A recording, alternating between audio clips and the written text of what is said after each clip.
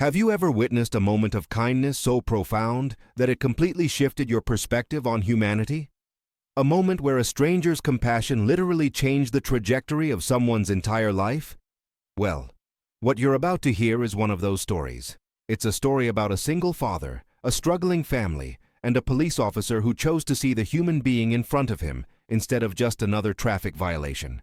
This is a story that will remind you why kindness matters and how a single act of grace can ripple through a life in ways we can never fully measure. Imagine being at your absolute lowest point.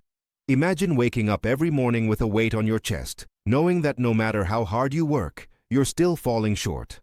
Now imagine having two beautiful children depending on you, counting on you, looking to you for everything. This is the reality that Marcus Thompson lived every single day, and on one particular Tuesday morning, his life was about to change forever. Before we dive into Marcus's incredible story, I want to personally invite you to join our SoulSpark community. If you believe in the power of kindness, if you're moved by stories that remind us of our shared humanity, then please hit that subscribe button. Your support helps us bring more uplifting, life-changing stories to people just like you. Don't forget to like this video, drop a comment below with your own acts of kindness, and turn on those notifications so you never miss a single story from SoulSpark. Now, let's begin. Marcus had been working 2 jobs for the past 3 years. Every morning, he'd wake up at 4:30 in the morning to make his 2 children, 7-year-old Emma and 9-year-old Jacob, a hot breakfast before school. He'd pack their lunches with care, checking twice to make sure he hadn't forgotten anything. Then he'd drop them off at his mother's house, where she watched them while he was at work. His first job started at 6 in the morning at a local manufacturing plant, where he'd work until 2 in the afternoon. After a quick lunch break, he'd head to his second job at a restaurant, where he worked from 3 in the evening until 11 at night. It was exhausting. It was grueling. But it was the only way he could keep his family afloat. Marcus's wife had left him 2 years ago. She said she couldn't handle the stress, that she needed to find herself, that being a mother and wife was too much pressure. She left a note on the kitchen counter and never looked back. Marcus didn't fall apart in that moment, even though every part of him wanted to. Instead, he looked at his sleeping children and made a promise to them. He promised that he would be enough. He promised that he would work his fingers to the bone if that's what it took to provide for them, to love them, to show them that they mattered. And that's exactly what he did. The car he drove was a 2003 Honda Civic with over 200,000 miles on it. The check engine light had been on for 6 months, but Marcus ignored it because fixing it would cost money he didn't have. The transmission made a grinding sound when he shifted into 3rd gear, but he'd learned to work around it. The interior was held together with hope and duct tape, and the back passenger window had been replaced with plastic and tape after Emma had accidentally kicked it out 2 years ago. But that car was Marcus's lifeline. It got him to work on time every single morning, and without it, his entire system would collapse. On that Tuesday morning in March, Marcus was running late. Jacob had woken up with a fever, and Marcus had spent extra time making sure he was comfortable before dropping him off at his mother's house. His mother had reassured him that Jacob would be fine, that he'd probably just picked up a bug from school. Still, Marcus's mind was racing with worry as he drove toward the manufacturing plant. He was speeding, though he didn't realize it. He was doing 45 in a 35-mile-per-hour zone on Maple Street, a road he'd driven 1,000 times before. He was thinking about Jacob, about whether he should take him to the doctor after work, about whether he could afford the copay if the doctor visit led to tests and medication. That's when he saw the blue lights in his rearview mirror. Marcus's heart sank. He immediately slowed down and pulled over to the side of the road. He knew he'd been speeding. He knew it was his fault. What he didn't know was that this traffic stop would become the most important interaction of his life. The police officer who approached his window was a man named Derek Walsh. Derek had been a police officer for 12 years, and he'd made it a personal mission to truly see the people he encountered. He believed that law enforcement should be about community, about understanding, about humanity. He was a rare breed of officer, one who remembered that behind every traffic violation was a person with a story. Derek approached the window, and Marcus rolled it down with a shaky hand. "Good morning," Derek said, his voice calm and kind. "I'm Officer Walsh. Do you know why I pulled you over?" Marcus nodded. "I was speeding, officer. I apologize. I have my son at home sick this morning, and I was worried about him. It's not an excuse, but I wasn't paying attention to my speed." Derek could see the worry lines on Marcus's face, the exhaustion in his eyes. He could see a man who was barely holding on. Derek handed back Marcus's license and registration and said, "Just stay safe out there, okay? I'll be right back." As Derek walked back to his patrol car, Marcus felt his stomach turn. He knew he was getting a ticket. He couldn't afford a ticket. Fines in his county ran anywhere from $150 to $300 depending on how fast you were going. He did the math in his head and felt panic rising in his chest. That was money he didn't have. That was money Emma needed for school supplies. That was money toward Jacob's medical visit if it came to that. That was gas money for the next week. Marcus put his head in his hands and took a deep breath. He had to stay calm. He had to accept what was coming and figure out how to deal with it. Derek sat in his patrol car, and he did something he didn't often do. He ran a background check on Marcus's name. He wasn't suspicious or looking for trouble. He was curious. He wanted to understand who this person was. What he found told a story. Marcus Thompson had no criminal record, no violations, no points on his license. He was a clean driver who was simply speeding because his mind was elsewhere. Derek read Marcus's address and made a note of it. Then he did something that Derek himself wasn't sure he was supposed to do, but his heart told him it was right. Derek walked back to Marcus's window. Marcus looked up, expecting the worst. What he saw instead was Officer Walsh, leaning down with a gentle expression on his face. "Marcus, I'm going to give you a warning instead of a ticket. I can see you're dealing with a lot. I can see that you're trying your best. I'm going to let you off with a warning, but I need you to do something for me." Marcus's eyes widened. He didn't understand what was happening. "Just promise me that you'll slow down, not because of me or the law, but because you've got 2 kids who need their father safe at home. Can you promise me that?" Marcus nodded, tears suddenly filling his eyes. He tried to speak, but his voice cracked. Derek smiled and put his hand on the window frame. "I see you, Marcus. I see you working hard, trying to be everything for your family. That's not easy. Be kind to yourself, okay?" Those words shattered something in Marcus. He had spent so long being hard on himself, so long pushing himself beyond his limits, so long believing that he had to be perfect to earn the love and security of his children. This stranger, this police officer, saw him in a moment of vulnerability, and instead of judgment, he offered grace. Marcus drove to work with tears streaming down his face. He sat in the parking lot for 5 minutes before he could compose himself enough to go inside. That day at work, he found it hard to focus. He kept thinking about Officer Walsh. He kept thinking about what the officer had said. He kept thinking about the fact that a stranger had looked at him and chosen kindness. That evening, when Marcus picked up his children from his mother's house, Jacob's fever had broken. He was feeling much better, laughing and joking like his normal self. Marcus hugged his son tighter than he normally would, grateful that the child was okay, but also grateful for something else entirely. That night, after both children were asleep, Marcus sat on his front porch and cried. He cried because he was exhausted. He cried because he was struggling.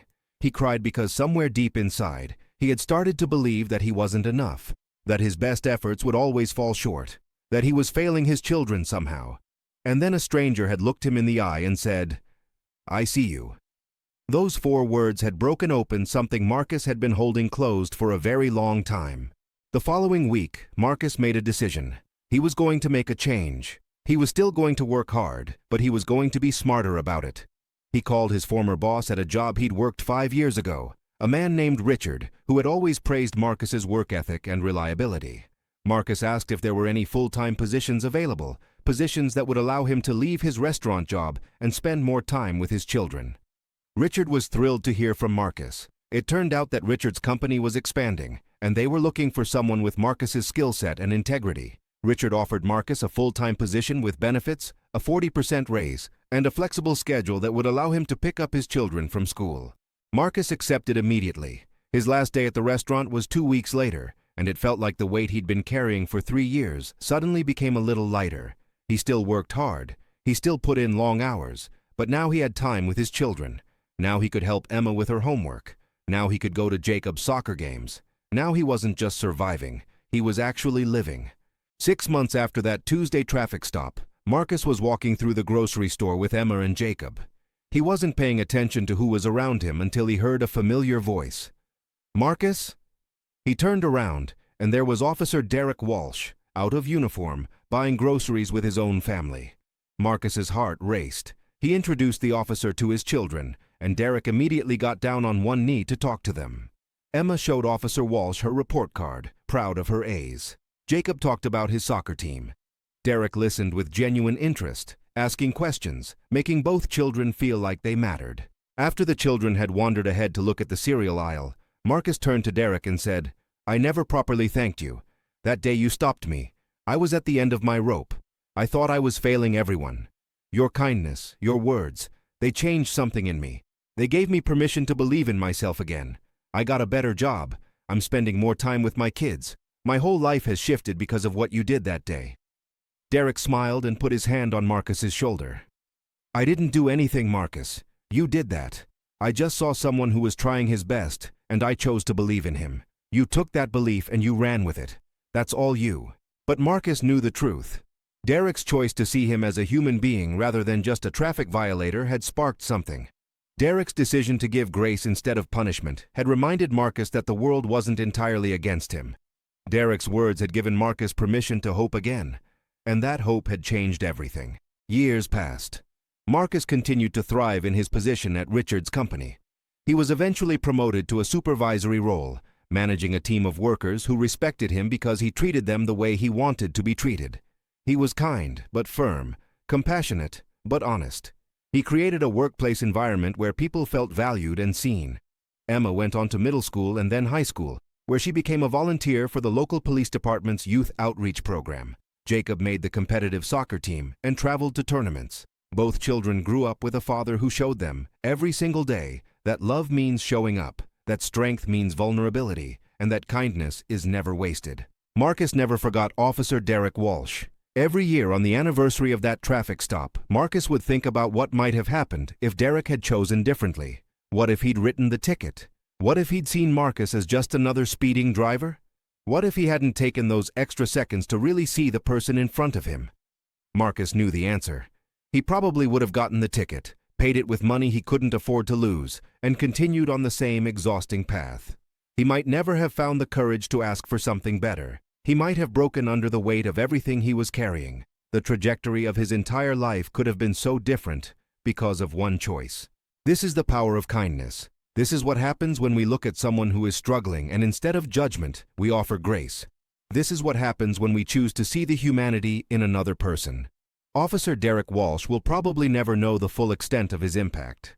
He'll never fully understand all the ways that his simple act of kindness rippled outward. He'll never know that 20 years later, his choice that day would be part of the reason Marcus's daughter Emma became a social worker dedicated to helping families in crisis. He'll never know that his kindness helped shape 2 children into compassionate, grateful human beings who understood that sometimes the smallest acts of grace can change everything. The world we live in is often hard. People are struggling. People are doing their best with what they have, and their best isn't always enough to overcome the obstacles in their path. We all pass by people who are fighting battles we don't see. We all encounter moments where we could choose kindness or choose judgment, grace or punishment, compassion or indifference. What we do in those moments matters. What we choose matters. One small act of kindness can be the difference between someone breaking and someone breaking through. One moment of being truly seen can be the spark that ignites someone's hope again. The question isn't whether we have the power to change someone's life. The question is whether we'll choose to use that power. Officer Derek Walsh chose kindness that Tuesday morning, and in doing so, he didn't just change one man's life. He changed the lives of that man's children, their future families, everyone they would touch and influence. That's the legacy of kindness. It doesn't stop with the person we show it to. It keeps moving, keeps spreading, keeps transforming lives in ways we may never fully understand. As we go through our days, I want to encourage you to be like Officer Derek Walsh. When you encounter someone who is struggling, choose to see them, really see them. Choose grace over judgment. Choose compassion over indifference. Choose to believe in the best of people, especially when they're struggling to believe in themselves. You don't know whose life you might change. You don't know how your kindness might spark a transformation that echoes through generations. You don't know how much that one moment of being truly seen might matter to someone who's been invisible for far too long. Marcus Thompson is a real testament to the power of believing in people. Officer Derek Walsh is a real testament to the power of choosing kindness, even when the easy choice would be to just write the ticket and move on. And their story is a reminder to all of us that we have the power to be that moment of grace in someone else's life. We have the power to see people. We have the power to choose compassion. We have the power to change someone's trajectory with a single act of kindness. So the next time you're tempted to judge, pause and choose to understand instead. The next time you could take the easy road of indifference, pause and choose compassion instead. The next time you're in a position to offer someone grace, pause and choose kindness instead. You might just be the person who changes someone's entire life. You might just be the spark that ignites their hope. You might just be the moment they needed to believe in themselves again. That's the power we all carry. That's the impact we all have. That's why kindness will always matter.